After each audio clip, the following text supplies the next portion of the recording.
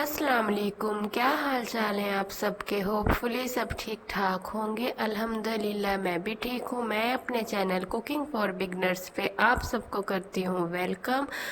तो आज मैं आपके लिए लेकर आई हूँ बहुत ही मज़े की चना पुलाव की रेसिपी। बहुत सी टिप्स बताऊंगी जिससे आपके राइस बहुत ही मज़े के और खिले खिले बनेंगे।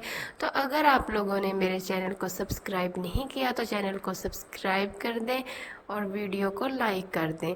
तो चलें जी, चलते हैं रेसिपी की तरफ। सबसे पहले हम इसका मसाला तैयार कर लेते हैं। 1 खाने का चम्मच मैंने ज़ीरा लिया है साबुत। 1 खाने का चम्मच मैंने काली मिर्च साबुत ली है। 1 ही खाने का चम्मच ली है लौंग।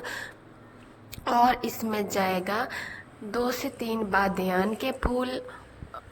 और इसमें जाएगा जायफल और जावित्री साबुत लेना है। हमने इसका एक ज़बरदस्त सा मसाला तैयार करना है। बड़ी इलायची जाएगी इसमें 2, ये मैंने जावित्री डाला है और ये है बड़ी इलायची। और हम इसमें डालेंगे साबुत धनिया। ये तमाम जो मसाले हैं मैंने इनको तवे पर 1 से 2 मिनट के लिए रोस्ट किया है। और 1 पत्ता तेज़पात का गया। उसके बाद मैंने जी ये ग्राइंड कर लिया और हमारा ये ज़बरदस्त सा मसाला तैयार हो गया है। अब हम इसमें डालेंगे सुर्ख मिर्च पाउडर, हल्दी जाएगा आधा चाय का चम्मच। मैं 1 किलो राइस बना रही हूँ। और गरम मसाला पाउडर जाएगा आधा चाय का चम्मच। 1 किलो राइस के हिसाब से मैंने ये मसाला तैयार किया है। नमक जाएगा हस्बे जायका। अच्छी तरह से अब हम तमाम मसाले को मिक्स कर लेंगे और ये ज़बरदस्त सा हमारा चना पुलाव के लिए मसाला रेडी हो गया है। ये देखिए कितना ज़बरदस्त सा मसाला तैयार हो गया है। अब हम आते हैं इसके सेकंड प्रोसेस की तरफ। 1 कप मैंने ऑयल लिया है। ऑयल जब अच्छे से गर्म हो गया तो मैंने इसमें डाल दिए प्याज। रफली मैंने प्याज काट लिए हैं। अब हम इनको इतना कुक करेंगे कि इनका कलर लाइट ब्राउन हो जाए। कलर ना बहुत ज़्यादा लाइट हो और ना ही डार्क हो।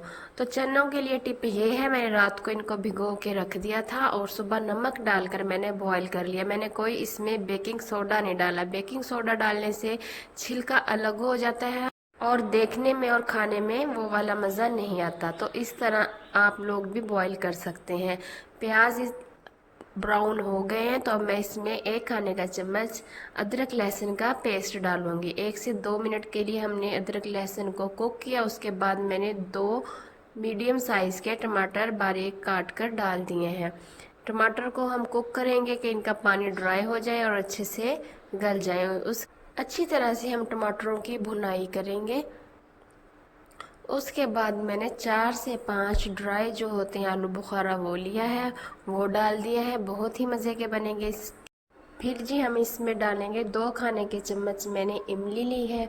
मैंने पानी में भिगो के रख दिया था और उसके बाद इमली मैंने डाल दी है।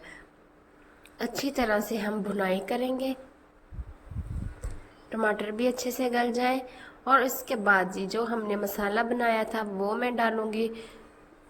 पहले मैं 2 खाने के चम्मच डालूंगी। अगर मुझे कम लगा तो मैं तमाम का तमाम डाल दूंगी, क्योंकि मैंने 1 केजी राइस के लिए ही मसाला रेडी किया है। अच्छी तरह से भुनाई करेंगे कि ऑयल जो है वो अलग हो जाए। ये देखिए मसाले से ऑयल अलग हो गया। तो अब मैंने इसमें 1 खाने का चम्मच पिसी हुई सब्ज़ मिर्च का पेस्ट डाल दिया है। अब हम इसमें चने डाल देंगे। चने डालकर अच्छी तरह से भुनाई करेंगे। बहुत ही मज़े के बने थे। आप लोग इस रेसिपी को ज़रूर ट्राई कीजिएगा। घर में मेहमान आ जाए तो आप लोग ज़रूर बनाएं, या कोई दावत हो, ज़रूरी नहीं है चिकन पुलाव ही बनाया जाए। चना पुलाव भी बहुत ही मज़े का लगता है। ये देखिए कितना ज़बरदस्त कलर आ गया है। और मैंने इसकी 5 से 6 मिनट के लिए अच्छी तरह से भुनाई की है। इस तरह आप इसमें अब पानी डाल दें। 2 गिलास राइस थे तो मैंने 4 गिलास पानी डाला है। राइस को मैंने 15 मिनट पहले भिगो दिया था। बॉईल आ गया तो मैंने उसमें राइस डाल दिए। अच्छी तरह से मिक्स करेंगे और उसके बाद जी हम ढक देंगे। जब पानी इसका ड्राई हो जाएगा तो दम पे रख देंगे। दरमियान में मैंने एक बार चम्मच चलाया था और उसके बाद ये अब मैंने ढक्कन उठाया है तो ये राइस अच्छे से ہمارے 60% گل چکے ہیں اور تھوڑا سا پانی ابھی ان میں باقی ہے تو میں دم دے دوں گی. اس سے پہلے میں نے اس کے اوپر 3 سے 4 سبزی مرچ ڈالی ہے اور تھوڑا سا دھنیا ڈالا ہے. اس سے بہت ہی زبردست خوشبو آئے گی اور ٹیسٹ آئے گا. 20 منٹس کے لیے میں نے توے کے اوپر رکھ کر دم دیا ہے. آپ بھی توے پہ رکھ کر ہی دم دیا کریں. اس سے یہ ہوتا ہے کہ چاول ہمارے بہت ہی زیادہ کھلے کھلے بنتے ہیں اور بالکل بھی ساتھ نہیں جڑتے اور نیچے بھی نہیں لگتے.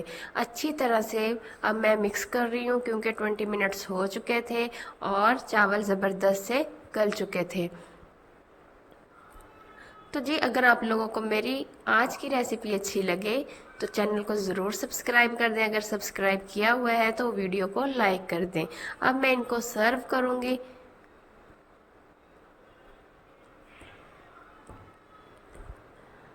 میں اپنی ہر ویڈیو میں کہتی ہوں جیسے کہ چھوٹے یوٹیوبرز ہیں وہ بھی بہت زیادہ محنت کر رہے ہوتے ہیں, آپ ان کو ضرور سپورٹ کیا کریں.